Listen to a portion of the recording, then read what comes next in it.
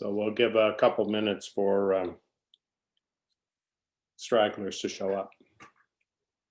Or maybe this is it. Maybe they're voting with their perception of how entertaining I can be. I can be really entertaining if I work at it. Do it. Well, entertaining for me. I don't know about other people though. That's the problem. I think it's a fun lecture today anyway, where we do some modeling to see where some of these equations come from, and some of the details that modeling tells us about how things change if you have variable coefficients and so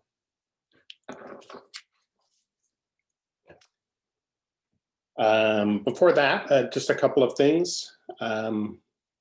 I posted the first assignment. Can you guys see it? Okay, I see someone nodding. Okay, good, good. I've also posted some office hours. So I stay on after these lectures for up to half an hour, answer any questions. Now I know that timing may not work for everyone.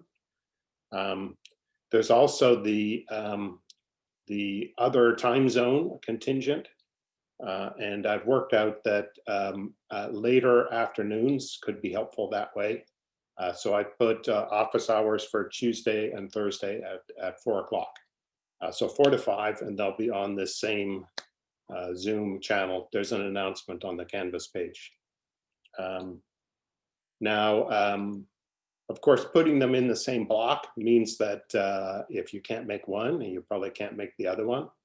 So if there's a lot of people in that situation, I'll move one of them to another time zone. So let me know how that looks for you and your schedules. Okay, let's make a start. As usual, Maricela is there looking at the chat. Oh, let me get my phone out. If there's things that you want to bring to my attention, just put it in the chat and she'll let me know.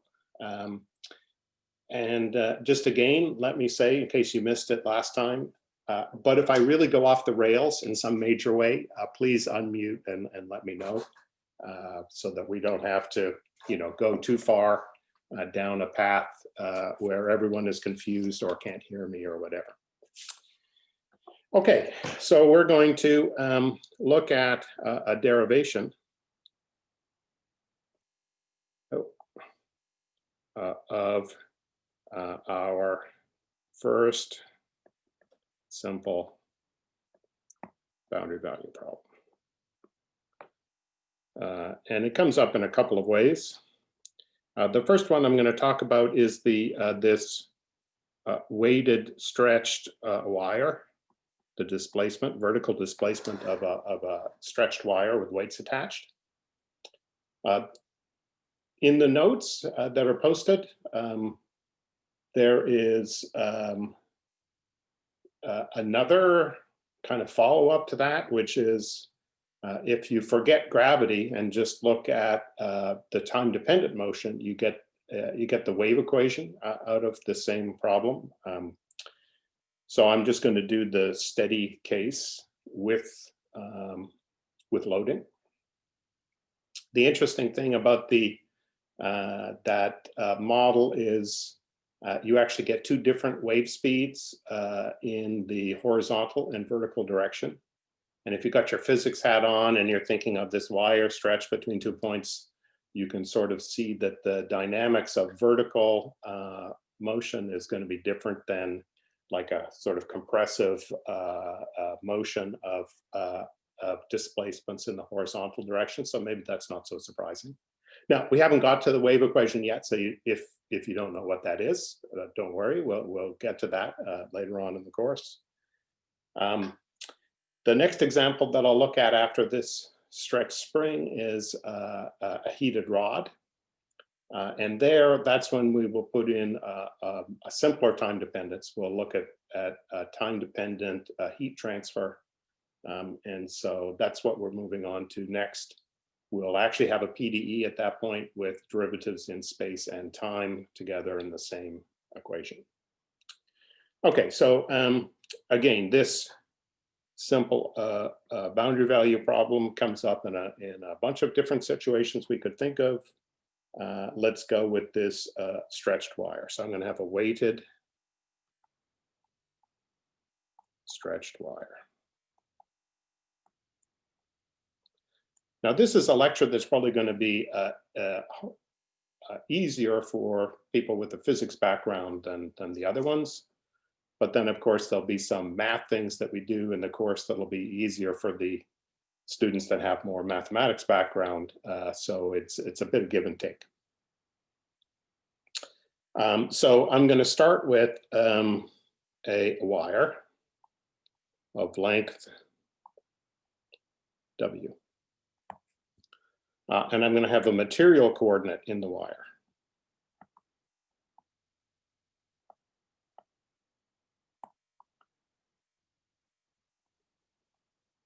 Which is going to be S. So I'm going to have S as an independent variable on this problem. So here is my wire. I haven't stretched it yet, and I haven't put weights on it yet. Right, just a wire of length W. But now I'm going to attach mass to it. And you can get different problems if you attach the mass to specific locations, or if you attach it on this material coordinate. So this is, I'm going to attach it on this material coordinate. It will have mass density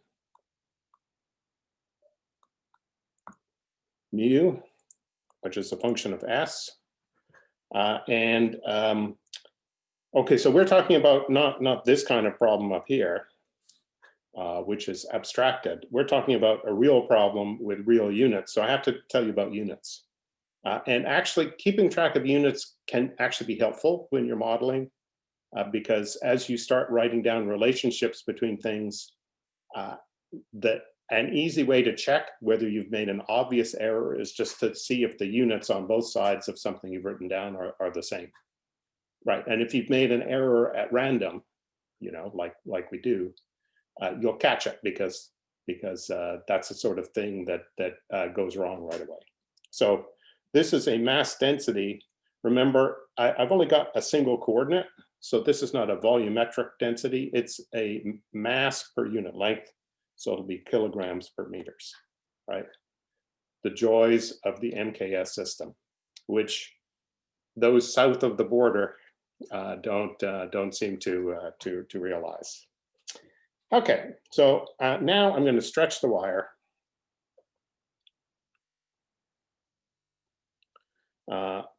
between 2 points, a distance. I guess it's a horizontal distance, L apart. And then, of course, there'll be, oh, and I'm going to have L bigger than W, right? Because I want to stretch it out, right? It's going to have a tension in it that will increase as you stretch. You'll see that coming up in the modeling. Oh, I've got some numbers in the equations. Here's number 1. That's our usual number 1. And here is my stretched wire. We'll do something like this. I'm going to have this material coordinate, right, is going to get moved somewhere here to a location x of s, y of s. And already you see that things are looking more complicated than one, because we've got a vector problem, right? We don't have just a scalar problem u. We've got a vector problem for these two things, and we'll see that that problem is coupled. But then we're going to linearize. We're going to assume that the deviations are small. The mass is somehow a small amount of mass. or gravity is small. We're doing it on the moon, one of the two. And so we'll end up with something which will be our original problem, but for y as a function of s after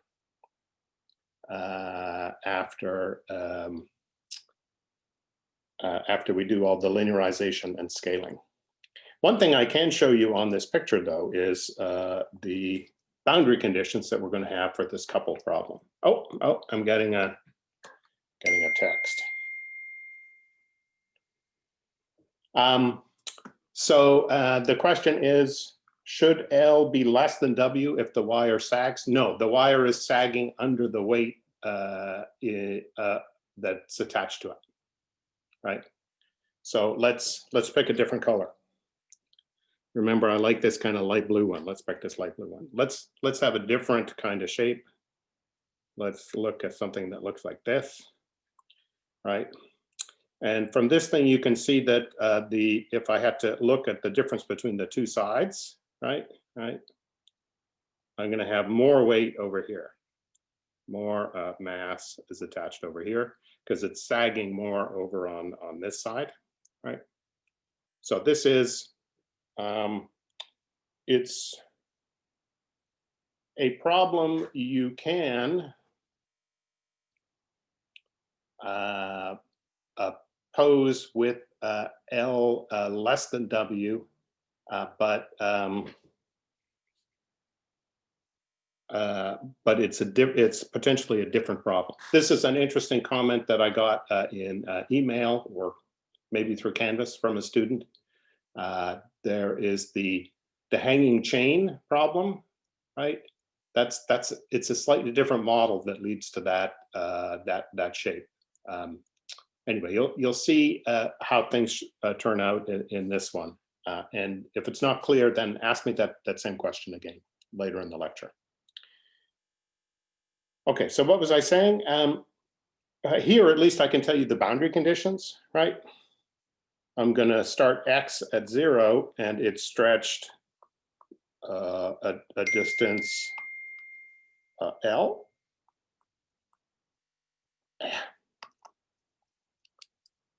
X of W is L. Remember, this is the S coordinate, right? So when I get to the end of the material, right, then it's over here, stretched. And of course, it's horizontal. And so I can just normalize that to be y is 0 at both ends. Okay, so I've got boundary conditions for this coupled boundary value problem. Now I need some equations. But let's remind ourselves, the problem is to find x of s and y of s, and this is a coupled boundary value problem. Okay, and then we'll see if the mass that you've attached is small, then we're going to be able to scale, linearize, and get our original equation. Oh.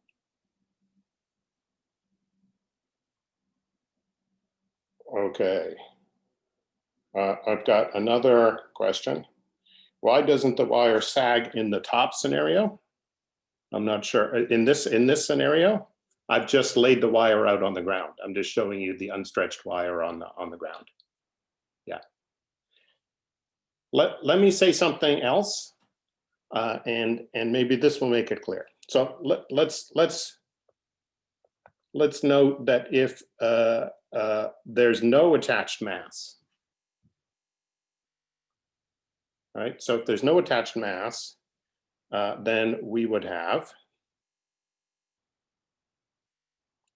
y of s is 0, so it's just straight across, right? And the x coordinate is just uniformly stretched, right? So I just have uniform stretching in the x coordinate. And of course, as you stretch a wire, it will start coming under tension, and the wire would have uniform tension, which I'll call T star, right? So the unloaded wire in this scenario has a given tension. There's going to be a tension model that has to come up. We have to make some modeling assumptions about how this wire behaves as a material. Okay, so let's consider now some mass. Okay, and how these things go is you look at a little piece of the wire of length delta S, you let delta S go to 0, and you realize there's some derivatives that show up in that scenario. You may have seen something like this before, but if you haven't, this is the way the game is played. So let's look at a small piece of wire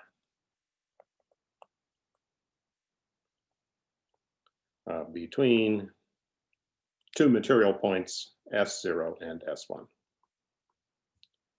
Right, and at some point I'm going to look at the limit as S1 goes to S0. And I'll get some differential equations out of it.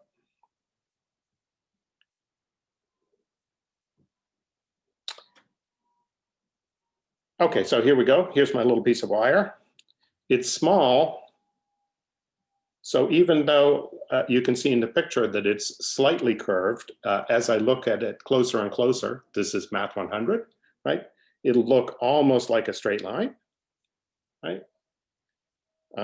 And here is S0, here is S1, material coordinates, and then the actual locations are given by this unknown functions, x and s, at those two s values. Okay, and I can look at this stretched length.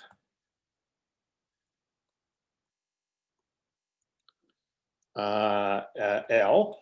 So here's the length L. It's approximately, and I'll get an exact formula as I take the limit as S1 goes to S0.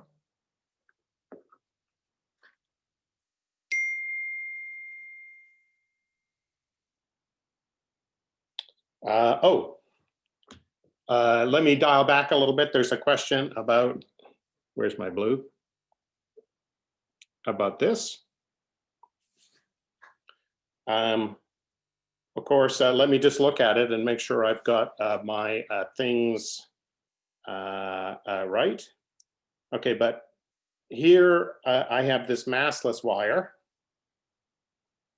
It's got length W, right? But it's a stretchy wire, right? Think of it as an elastic band if you don't like wire, right? It's an elastic band, right? And then I'm ignoring the mass, or I've got it on the, the space station, no gravity. And now I stretch it out between these 2 points, a distance L apart, right? So the stretching is going to happen uniformly. So I know that X will be something times S, right? And here I start at S equals 0 and I get X equals 0. Here I start at S equal W and I end up at X equals L. And so this is the relationship that you have to have. I'm going to ask if that's clear now, because if someone's asking this question, there's probably other students asking the same question.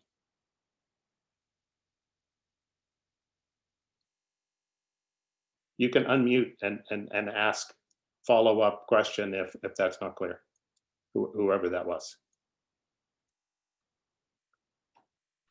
It's clear, thanks. Okay, good. Okay, good. Like I say, if you're wondering, other students will be wondering too. Okay, so let's go back to this little picture. I'm looking at this little piece of wire, which is almost straight. That's just assuming that this is a differentiable function and using ideas from Math100. And so it's almost straight. If it were straight, I'd know that the length was just x at S1 minus x at S0 squared plus y at S1 minus y at S0 squared.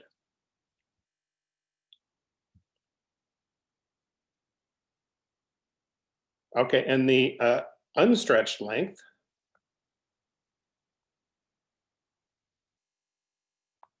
well, that's just S1 minus S0, right? So I've taken something that's got length S1 minus S0, and I've stretched it out to a longer length, right? And if I look at the ratio of those two things,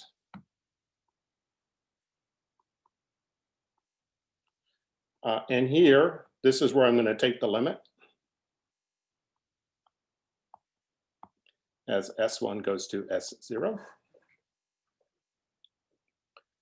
Then I get something I'm going to call a function, right? This is not the right-hand side function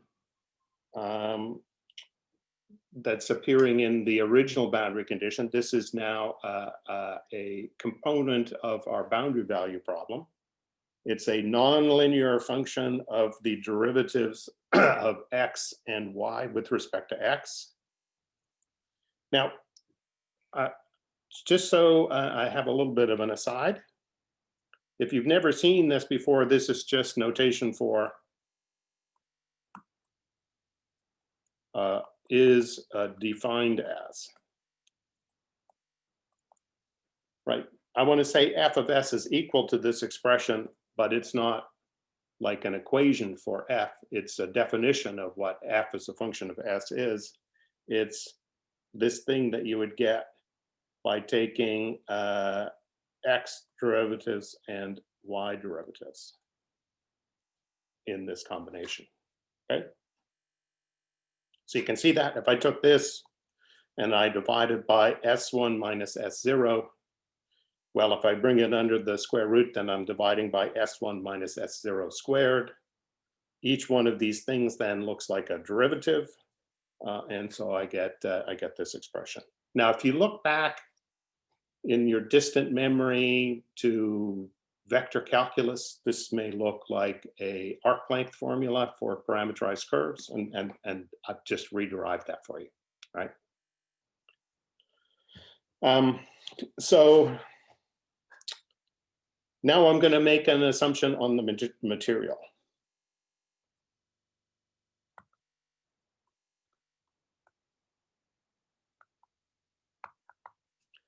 The material assumption is that the local tension in the wire is a function of the percentage stretching. That's really what this thing is, right? Of f, right? So that is T, the tension as a function of this ratio is going to be a given function.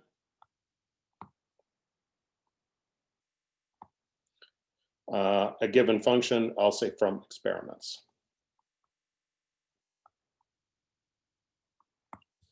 Right, you're going to take this thing, you're going to take a piece of wire that's 1 meter long, you're going to stretch it by a centimeter, right? You're going to measure the tension, that's T at 1.1, and so on, right?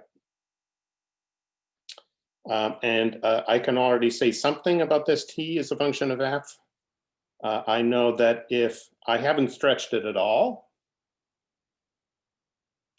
then there's no tension, right? It's just sitting there. I know that I've already identified one value of this thing. If I've got this uniform tension of the wire with no weight on it, I already said, oh, I've identified that as this T star. The other thing that I know is that the tension should increase as I stretch it.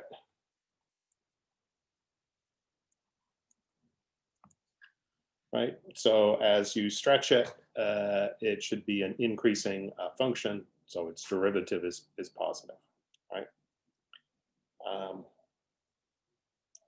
Let me say a couple of big picture comments maybe at this point.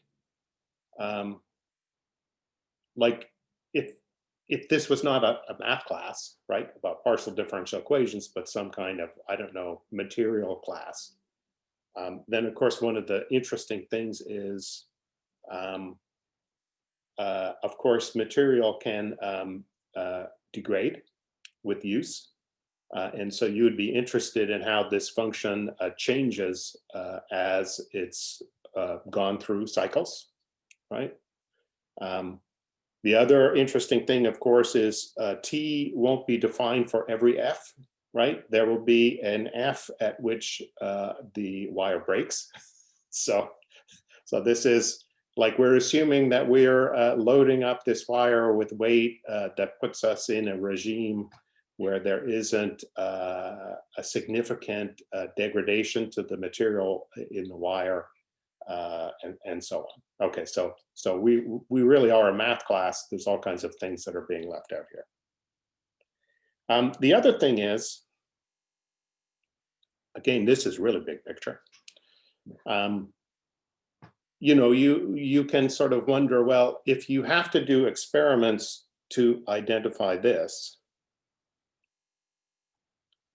right, then why don't you just do an experiment to see what X and Y as a function of S are for the loading that you have, right? You got to do experiments, like why not do that? And the reason is, of course, this is a very generic experiment, right? That's easy to do, right? It's a very simple measurement thing. You're just stretching it.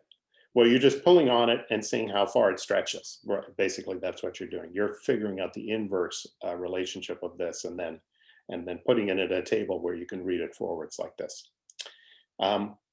And once you have this, then you don't have to do experiments anymore to figure out, you know, how different shapes will emerge from different weighting strategies.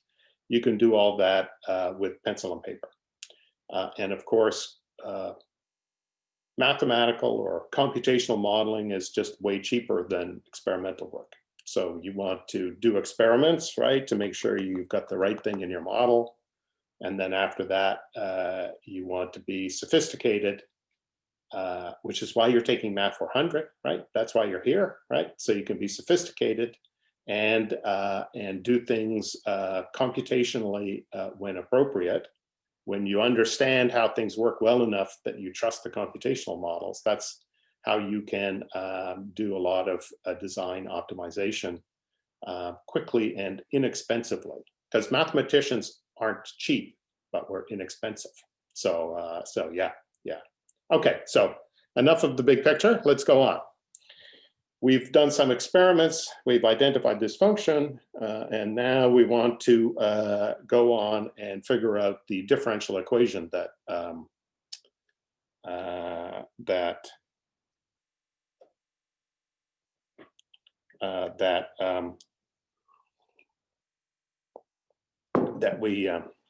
we look at.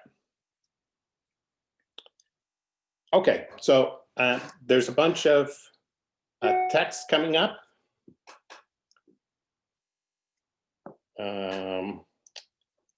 And some of them are being forwarded to me.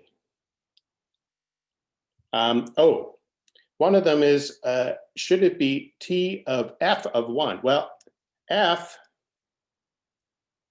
of 1 would just be how much the wire is stretched at a certain material point where S is equal to 1. So no, that's not what I want, right? This F itself is the amount that the wire has been stretched at a particular point in the wire, material point, right? And if F is equal to 1, that means it hasn't been stretched at all. If F was equal to 2, that would mean you've taken a piece of wire and you've stretched it to twice its length. Okay, so probably not a wire then, that's an elastic band, right? Okay, right? No, it's definitely t of 1 is 0.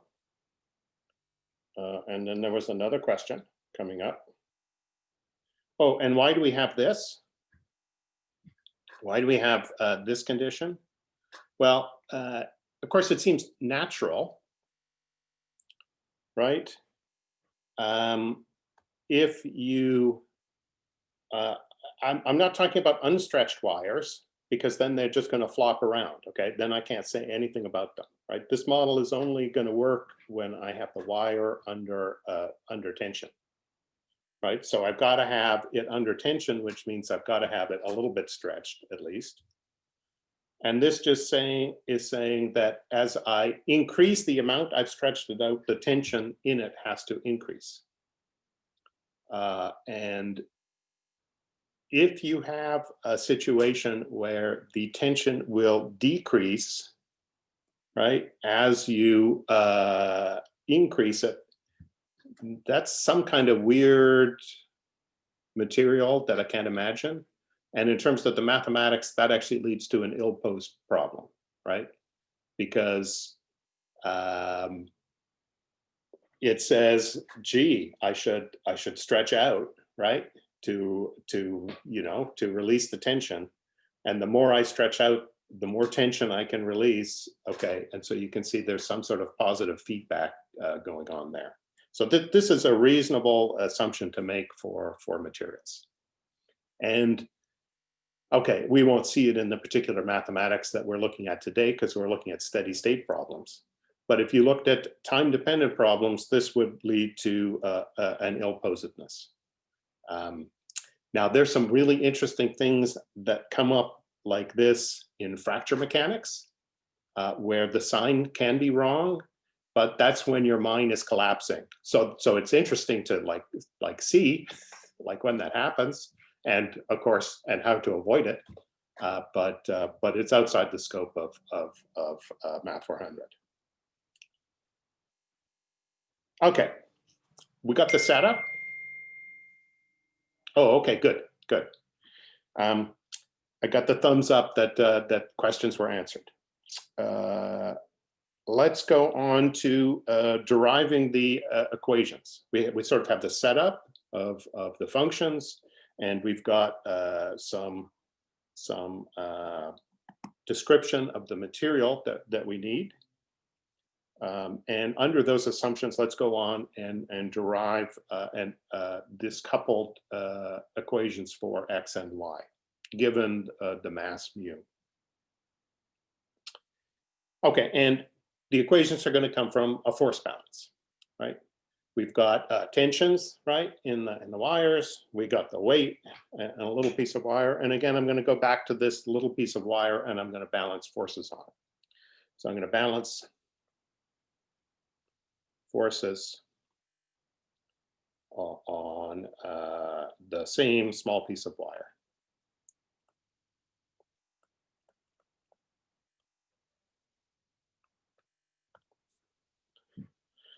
So here I go.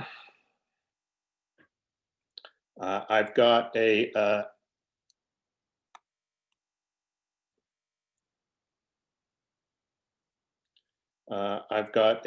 wire tension here. So here's S0, here's S1.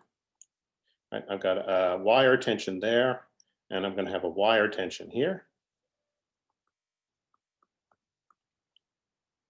Right, and those are going to be potentially different, and also potentially at different angles. Okay, and I'm also going to have on this small piece of wire, I'm going to have a vertical gravitational force.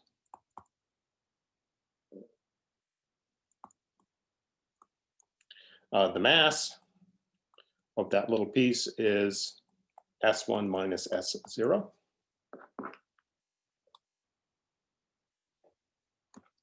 So the vertical gravitational force is mu times S1 minus S0 times G.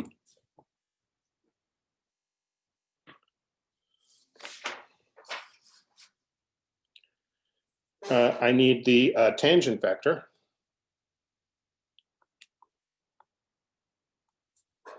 I got to think back to your vector calculus class. The tangent vector has direction x prime, y prime. But I don't want just any tangent vector. I want the unit tangent vector because I want to multiply by the tension to get a vector force. So I want the unit tangent vector. So that's x prime, y prime, and then you have to divide by its length. And you'll notice that's something we've already called f. So we can use that, right? Okay, and the net tension force balances gravity.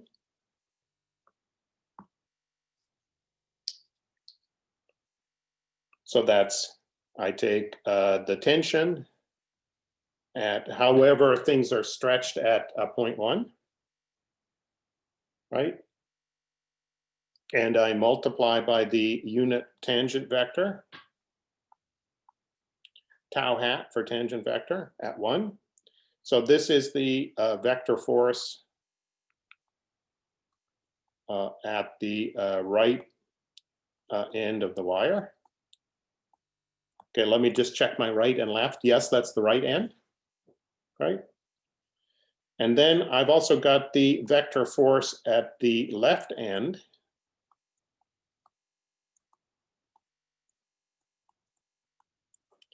But now you'll notice that the tension is operating this way, right? So there's a minus sign.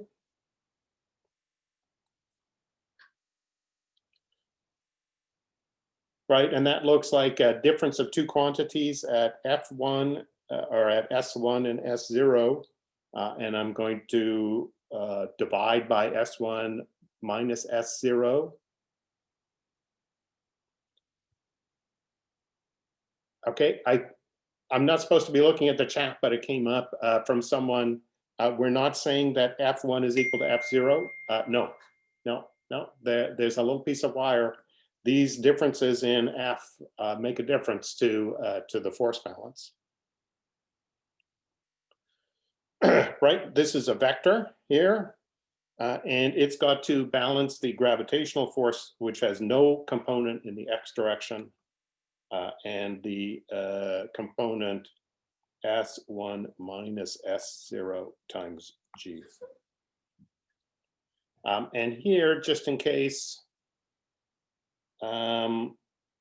it's not clear from what I said before, increasing y is downwards.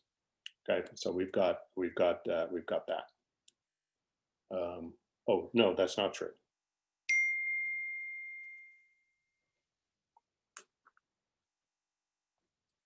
Okay, all kinds of questions coming in. We're not going to say F1 is equal to F0 here. No, the difference matters.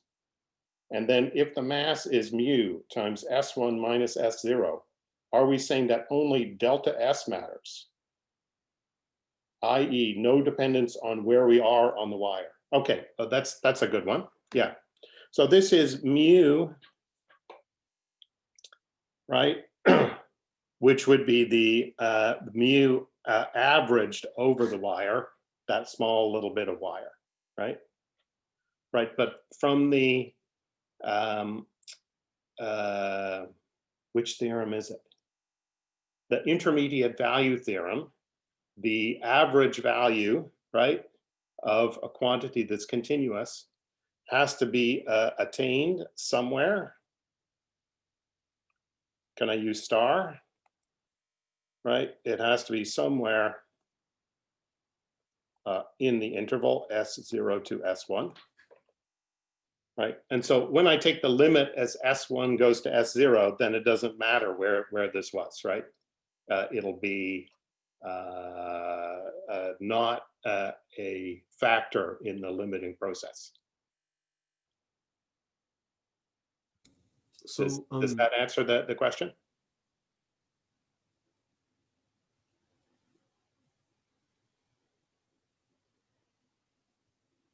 Okay, this is maybe this is actually answering your question.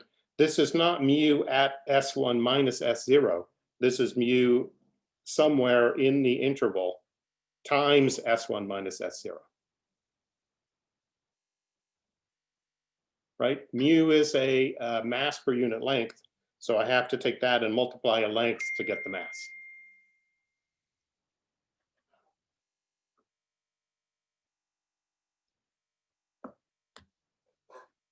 Okay.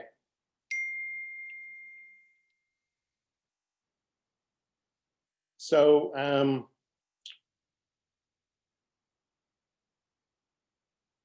now I'm going to divide by S1 minus S0 and take the limit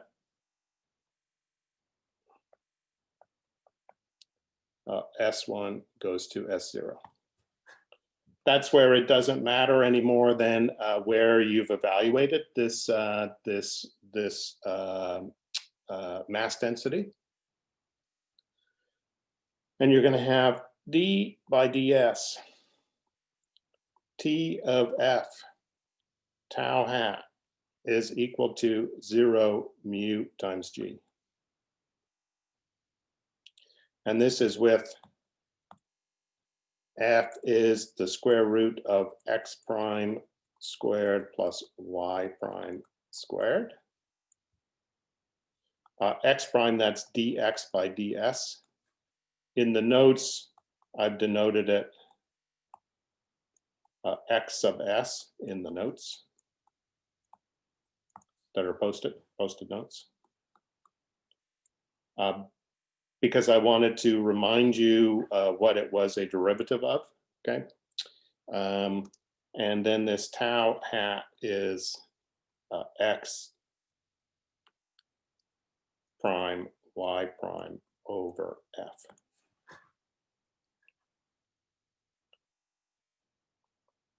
Okay, and in case you've lost track, I've done what I set out to do, right?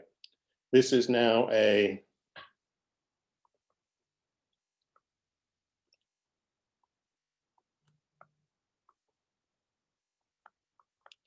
okay, there's a question coming in, a bunch of questions maybe, but I'm just going to finish up saying that this one thing, and then I'll get to the questions. So this is a second order because there's two derivatives, right? If I look at this thing in the tension, I've got first derivatives, right? And then I take another derivative on the outside. So there's going to be second derivatives of x and y in there, and also a bunch of first derivatives. It's a second order coupled because x and y are mixed together in this thing. It's not linear. It's a non-linear boundary value problem, right? So the thing that we started with, our simple boundary value problem, is pretty simple compared to this. Now there's a bunch of stuff that's come in.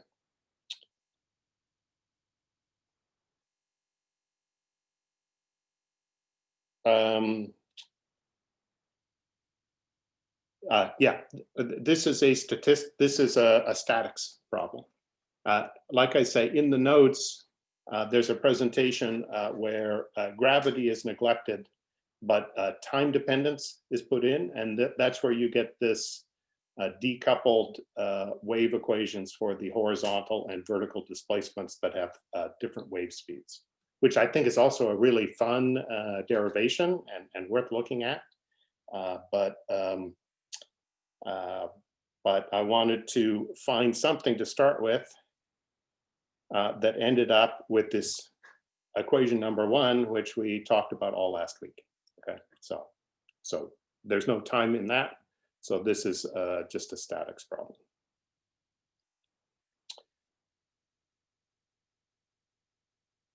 Okay, so that's not equation 1, right? This horrible, okay, it's not that horrible, right? It actually looks kind of fun. If you were really going to make progress on this, there's pretty standard computational methods you could use to find approximations. If someone gave you mu and said, I really want to know x as a function of s and y as a function of s, you could do it, right? Okay, but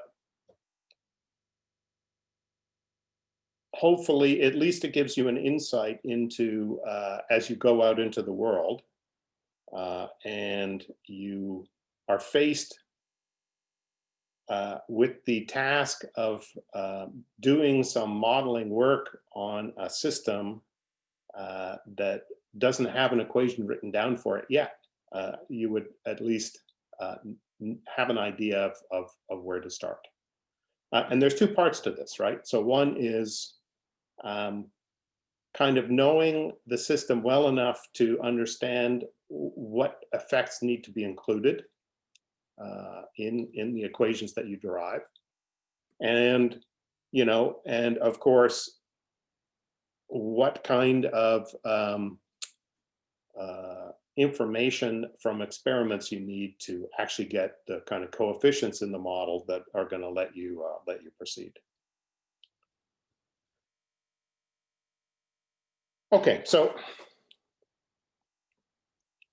I said I'd get you equation number 1 out of this, and we're not there yet. To proceed, now we're going to make an assumption. We're going to assume that the vertical displacement is small. Okay, and that's a kind of an interesting thing to say, right? What does small mean, right? You could measure y in different units and it could be a big number. So you have to talk about small in relationship to something else. Now, of course, at least in your heads, you kind of know if the tension is really high or the mass is really small, then the displacement, vertical displacement, will probably be small, right? And you'll see how that comes out explicitly in the scaling work that we do. Well, maybe I should also say at this point, it's small. Now, if it was really small, then we would just say, well, we've just got the unweighted string, basically, right? Okay, it's just straight across. So we're assuming it's small, but still significant.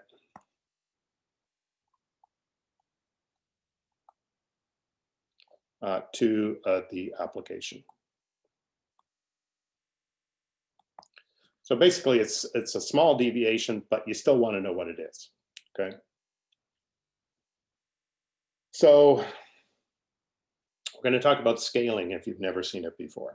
So everything so far that we've written down has actual units, right? X and Y and S are measured in meters. And so I want to have a dimensionless problem, which means I have to write y as a length scale times a dimensionless version of y. So W, that's the unstretched length of the wire, is the only natural length scale for the problem. I mean, you could say L is also, but we're assuming that L and W are comparable in size, right? So how do I say that Y is small? I say that if I look at an unscaled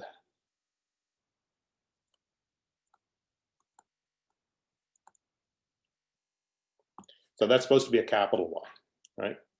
So if I have a dimensionless Y, and I wanted to have sort of this one, I want to have sort of size between 0 and 1, right? Then if I'm looking at the dimensional y, so this is the actual y displacement, well, I could use the length scale w, because that's the usual one, right? That's the natural one. And I want to say that it is small in that thing. So I'm going to add this epsilon here. Now, of course, having gone through this whole problem, I know what epsilon's going to be and what the right scale to look at y is. And why I'm not doing that up front is because I wanted to show you the steps that you go to resolve questions like what makes y small and how do you figure out that kind of scaling. So y is something, or epsilon is something we're going to have to determine as we look at the equations in this regime. So first of all, of course, I don't know that y is going to be small, right? Maybe I'm going to have a lot of weight and y is going to be really big, and I really have to solve that nonlinear problem to get a handle on it, right? So I have to work out what combination of things will make y small, and that'll emerge from this process. Okay, so epsilon I haven't picked yet. And I'm going to pick it later, and it's going to seem like, well, why can't you just pick it? Well, it's arbitrary here. Whatever I take for epsilon means means that I'm picking a length scale for this displacement. Okay, so now I'm going to tell you some of the story.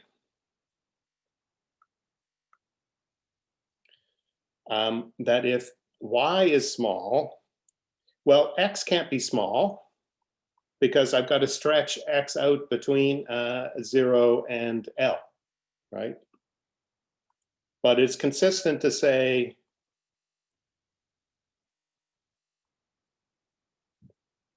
that x has only a small deviation from the uniform case that we had before. So this is the dimensionless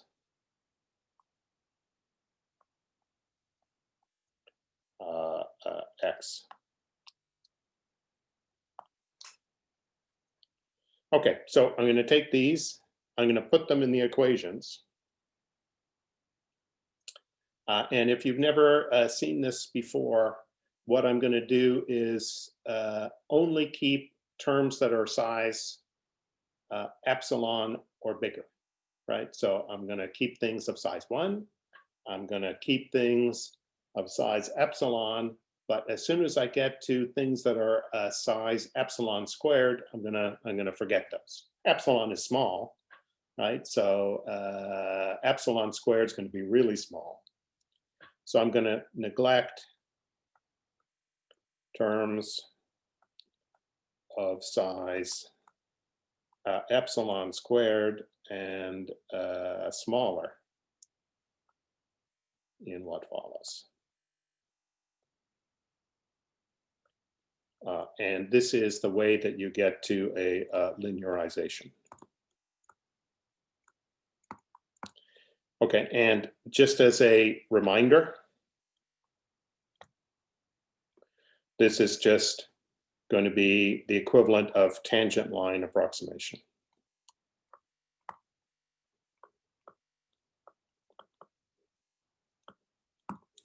Now I've already got f of something, so now I've got to come up with a new letter.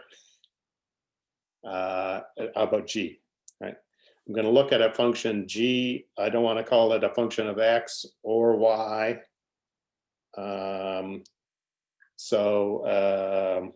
Let's have it g of t, right? Right. So I can say if this t is just something that I know, and in what we're doing, the thing that I know is the unweighted string case, right? Where I just stretched it across y0 x is just linear in S, right? And I change it by a little bit, right? If I change it by a little bit, then I get the tangent line approximation.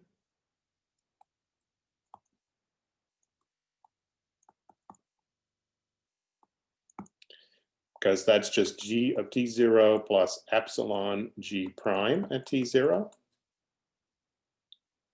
Now, I could also do higher order Taylor series.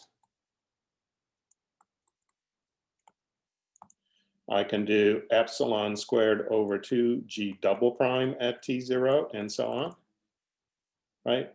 But what I'm going to do is to take the problem that I started with no mass.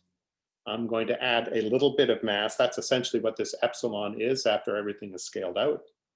And I'm going to get something which I know, right? That's just this unmasked, massless thing straight across, plus something small. And it's that small thing that's going to have the simple equation that I said would emerge out of all of this. So let's do that exercise. So I'm going to have to do some Taylor series. I'm going to have to do some things where I ignore terms of size epsilon squared and smaller, and I'm going to see what comes out if I only have the first order correction. Just so you know, this is what's known as an asymptotic expansion, and I'm just taking the first linear term. You can keep going and derive higher order corrections. That sounds like a good assignment number 2, part B question, is to look at this problem and figure out what the order epsilon squared correction term is. Okay, so let's not do that. Let's take these things, and so far I'm not going to have any approximations.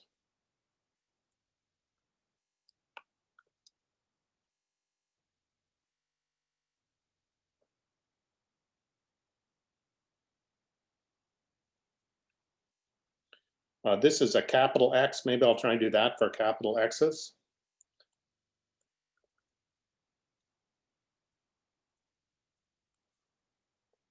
Okay, and okay, so no approximations yet.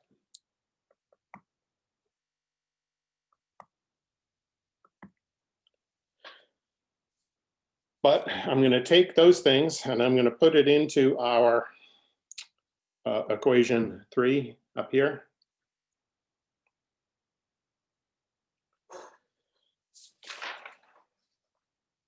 When I look at this f, that's the square root of x prime squared plus y prime squared. I'm going to notice that this thing is of size order epsilon squared, so I'm going to ignore it.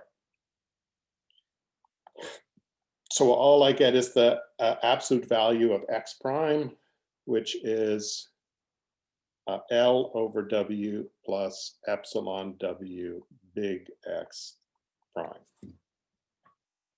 So here is where I've done some linearization. I've forgotten a term of size epsilon squared. And then if I look at T of F, oh, I should put an approximation here. That's an approximation. T of F, right, is going to be approximately T of L over W plus epsilon W X prime. This is capital X. And here's where I'm going to do a tangent line approximation.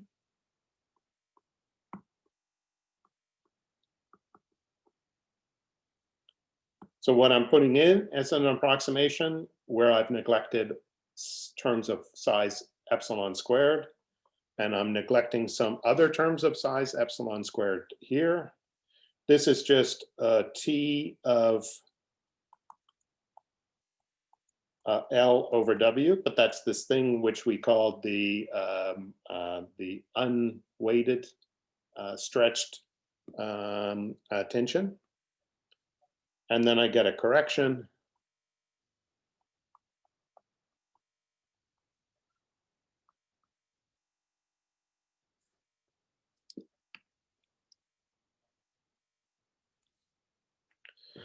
Okay, and maybe just to make sure everyone's on the same page, let me just talk a little bit about this. Okay, when I write T prime, right? Okay, well, that T prime, that's not a derivative with respect to X. Remember, I've got T as a function of F. So this is like T of 1 is 0 and T of L over W is T star. This is this increasing function. So this is T prime is the derivative of T with respect to its argument. Okay, so this is really the rate at which the tension is increasing as you elongate the piece of string that you have. This is this thing which we said based on sort of physical intuition should be positive. So this is a positive quantity. Now, interestingly, it's not going to show up in what follows, which is actually interesting.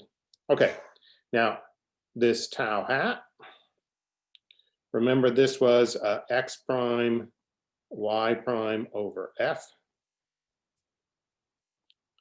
Well, I've got an expression for x prime, and I've got that f is the same thing as x prime, right? I've got this y prime is a thing of size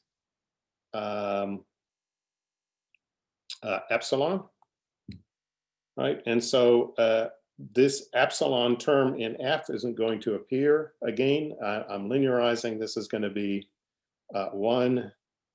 And then now I have to be a little bit careful.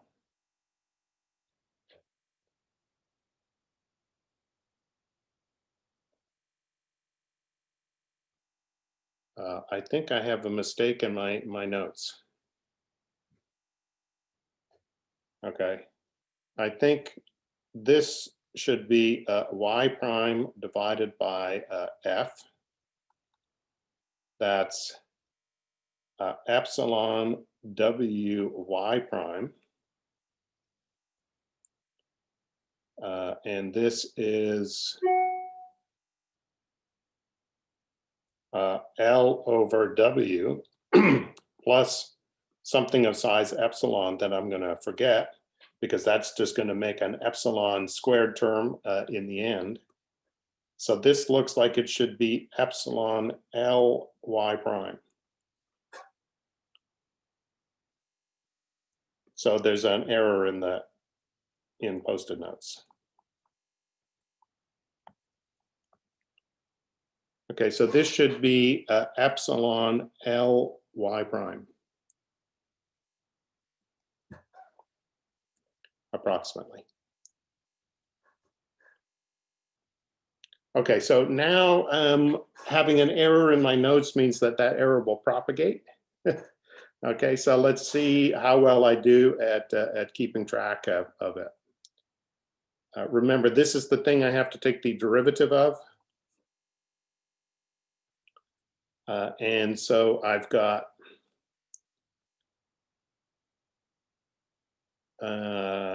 T star plus epsilon W T prime X prime. And now I've got epsilon L T star Y prime. And then if I take the derivative of that, oh, this is approximately. Well, the derivative falls out, and I've got epsilon W T prime L over W X double prime.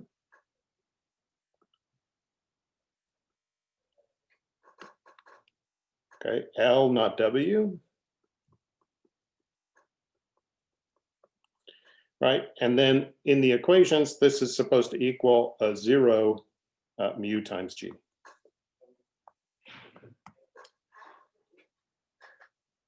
Okay, so there's a couple of things to notice.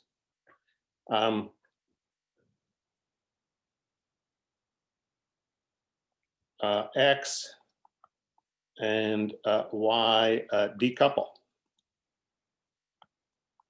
in this linear problem.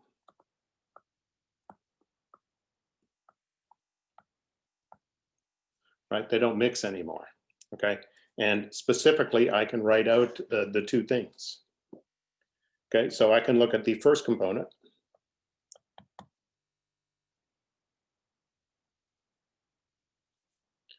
That is, well, I've got some coefficients, right? Those are just numbers, times X double prime is equal to 0. That tells me that X double prime is equal to 0.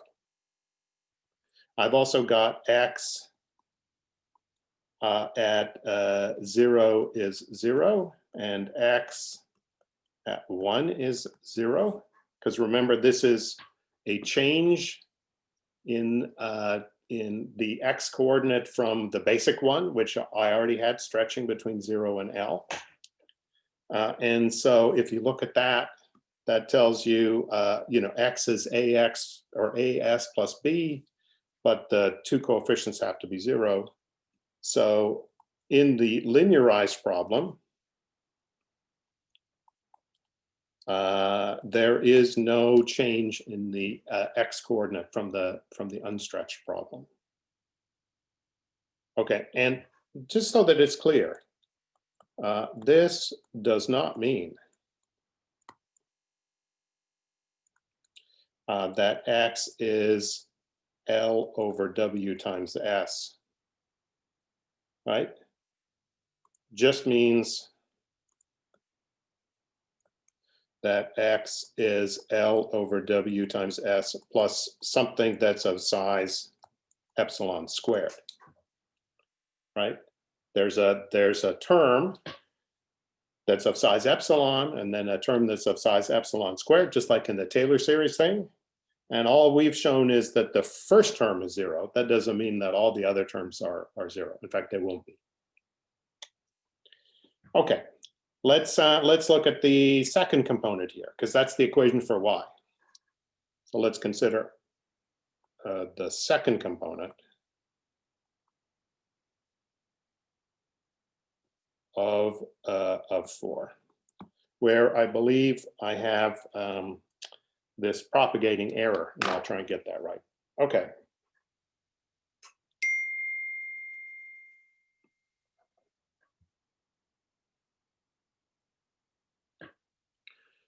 Okay, there's a good question coming in. There was the error in the posted notes, which is correctly pointed out. I haven't fixed correctly. Okay, let's have another look at this one.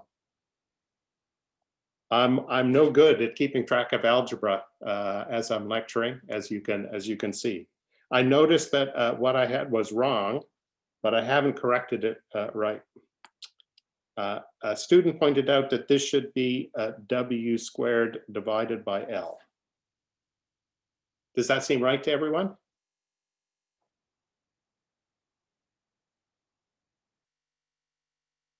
Okay, I got a thumb up. Okay, so remember I said you can catch easy errors if you check units.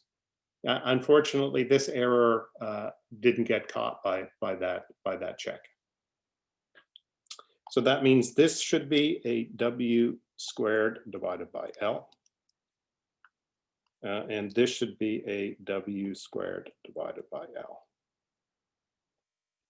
And so when I consider the second component of 4 now, I'm going to have epsilon W squared divided by L times T star times Y double prime is equal to mu of S times G.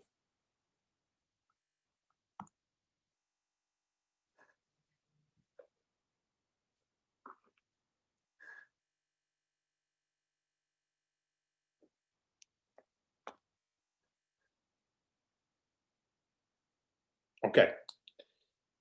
Now you can see I'm going to be able to get a handle on what epsilon has to be and how I will actually be able to figure out that it was small that would justify all of the things I've done so far.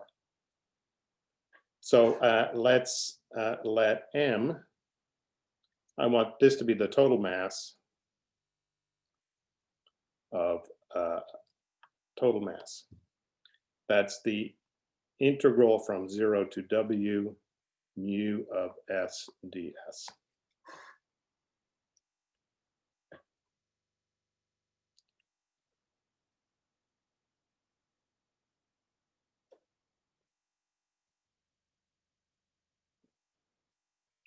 Okay, I'm trying to fix my mistake. So I'm going to scale. Let's see if this works. I'm going to scale mu by the total mass divided by, in the notes, it's the unstretched length, but now I'm going to divide it by the stretched length. Right, so what does that mean? I'm going to say mu of S is M divided by L times this dimensionless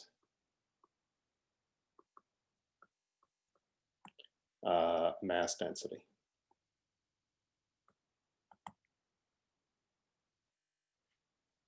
I'm going to scale S by W, right? So that is S is going to be W times Z. This Z, this is going to be dimensionless. And Z equals 0 and Z equals 1 are going to be the ends of the wire. Got a question coming in.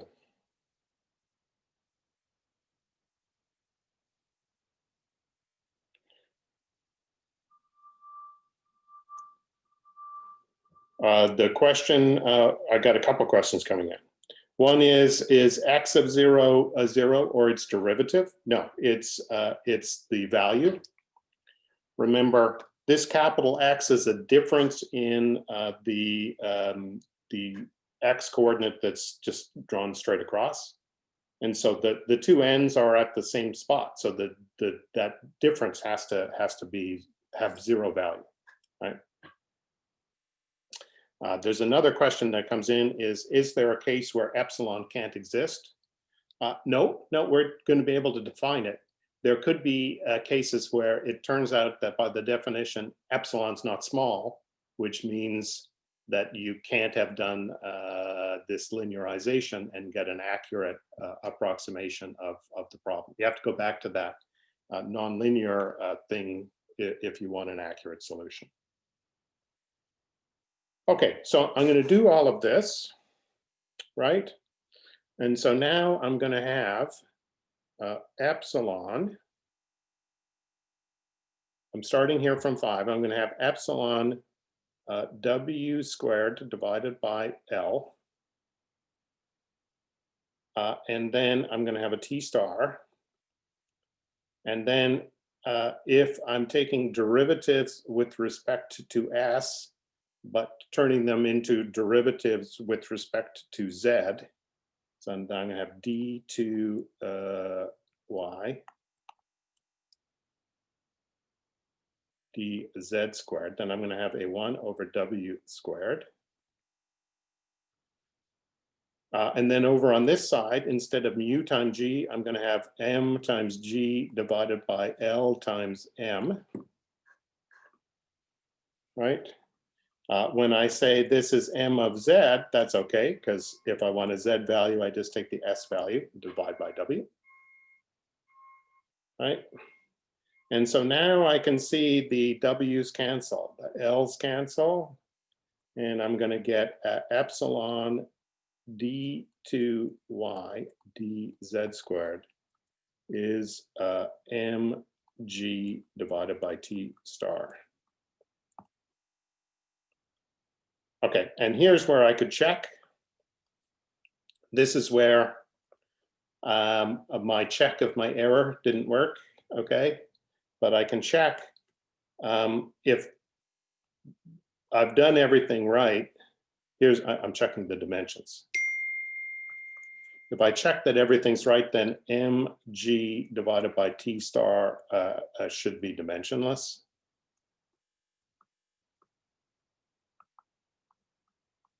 And it checks out. Okay, and I'm getting a little bing.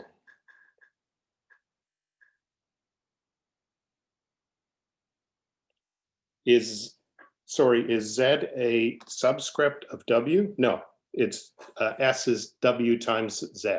It's just making a dimensionless coordinate, right? S has dimensions of meters, W has dimensions of meters, S is just, or Z is just a dimensionless quantity. And it's pretty convenient, right? Because it's getting us to our original problem for U, where the two ends were at independent variables 0 and 1, and that's what this Z is doing.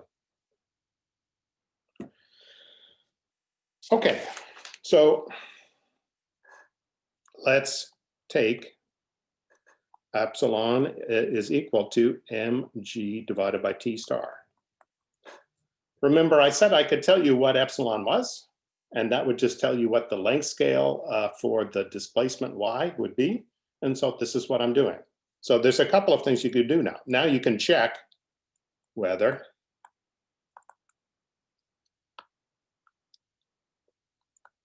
this is small. And if you look at it, it's the weight of the wire divided by the tension in the wire. And if the weight is small compared to the tension, okay, that actually seems like that's the case where the displacement would be small, right? And there's some scaling in there with the lengths and so on that comes into it, but that all makes sense. Okay, so let me just wrap up because I'm running out of time. So I'm going to say this is y d to y dz squared will then be m with y at 0 being 0 and y at 1 being 0. And this is just the boundary value problem that I said we would get to in different letters.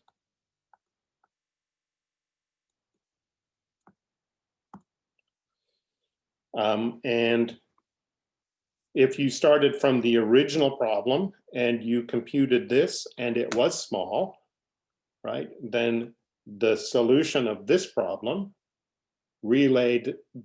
scaled back to the original coordinates would be close to that solution, right, with errors that are size epsilon squared. So how do you actually do it? Well, you're going to get m of z has to come from mu, and it's mu of z times w, that gives you the s coordinate, mu of s, times L divided by the total mass, right? Right, and then you get capital Y from that by solving the problem that we started with. And if you want to then get the actual displacement from that, it's, oh, now I have to be a little bit careful. Now it's mg w squared divided by LT star times y. And the z coordinate you want to look at is s divided by w, right? So I derived a simple linear equation, and here's the map for how you take the original data and transform it into the dimensionless data in the scaled coordinate. Then you solve the simple equation, and this is the recipe for how you transform the simple solution back to the approximate solution of the problem you started with. Now we're at 10:50, and I always said I would end at 10:45, and I failed. I'm going to blame the error in my notes, which of course, as I try and fix that on the fly, never goes quickly. So everyone that needs to go at this point, feel free to go, but I will stay on for half an hour or until you're bored with me answering any questions that you have. And if you missed the comment at the beginning, I also have office hours today and Thursday, 4 to 5. It's on the same Zoom link. So if you have questions, then I'm happy to answer them as well. Okay, good luck with the rest of your day. I'm going to stop recording and take any questions.